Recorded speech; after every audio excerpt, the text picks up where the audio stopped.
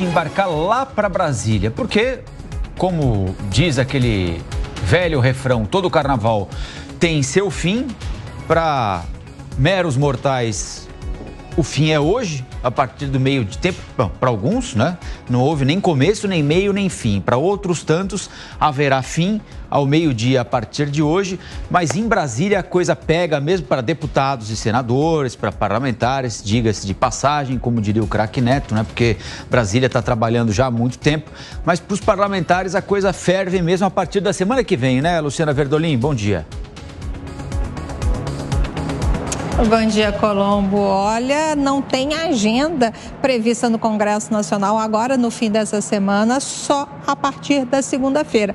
Mas, pelo menos por enquanto, não há a agenda de votações em plenário. Não há ainda uma lista de projetos prioritários que devem ser votados, por exemplo, na segunda ou terça-feira. O que a gente sabe? Que o governo, que o Congresso Nacional quer discutir a questão da reoneração da folha de pagamento, o projeto, a medida provisória que foi encaminhada ao Congresso.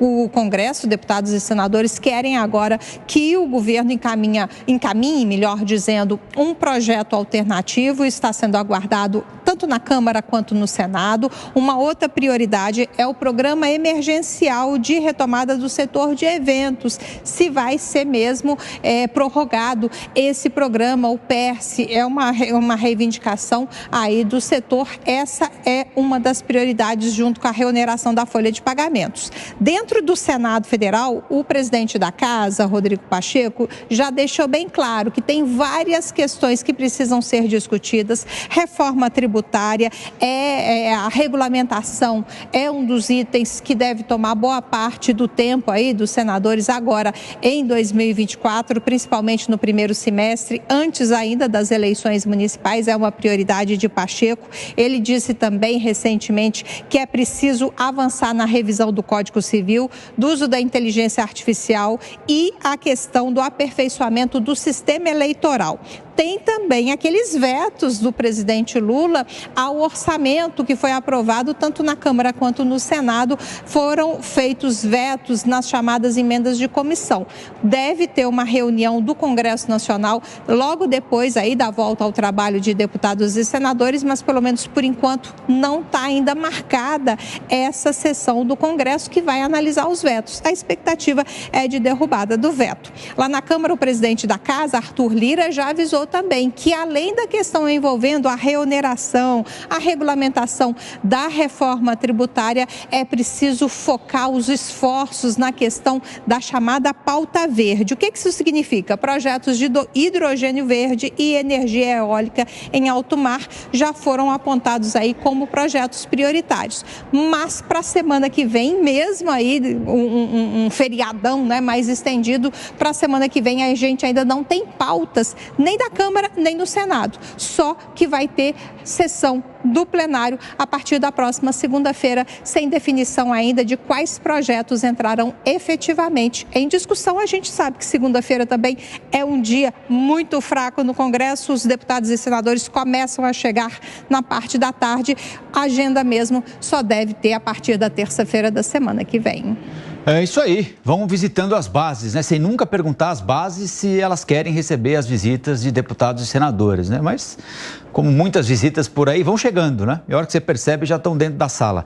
Valeu, Luciana. A Luciana Verdolim conversando com a gente ao vivo, direto de Brasília. Vamos ouvir o Dantas e a Amanda. A Luciana trouxe para a gente uma série de assuntos importantes, né? Que mexem com a vida de cada um de nós, do país em geral, né? Mas no final das contas, as coisas ficam restritas, talvez até por um pouco de culpa nossa, né? Ao humor do Lira, se ele gosta disso, não gosta daquilo, se ele zerou o jogo ou não zerou o jogo na reunião que teve com o presidente Lula antes de embarcar primeiro para Alagoas e depois do Rio de Janeiro para desfilar pela Beija-Flor. Porque no fim é disso que se trata, né? Todo esse rosário de assuntos importantes destilado pela Luciana Verdolim aqui só vai para frente, especialmente se o Lira quiser. Será que ele vai querer, Amanda Klein?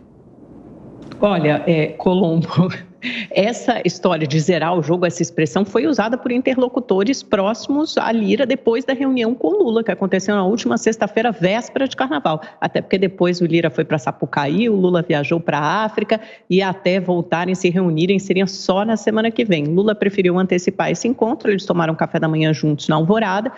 E, segundo pessoas que tiveram acesso à Lira depois disso, ele relatou que primeiro contou ao ex-presidente o motivo da chateação, porque estava tão insatisfeito. Isso se refere principalmente aos vetos, acordos descumpridos por parte do governo. Ele citou veto ao CARF, a Lei das Garantias, a MP da Reoneração, uma série de coisas que não havia sido combinada com o governo e que depois foi colocada em prática. É lógico que ele está insatisfeito com Padilha. O Lula disse, inclusive, que até não sabia que alguns desses acordos haviam sido feitos e posteriormente descumpridos, e disse que agora o interlocutor, pelo menos por enquanto, deveria ser o Rui Costa. Eu até perguntei, mas e o Padilha, Lira e o ministro da Articulação Política não voltarão a se falar?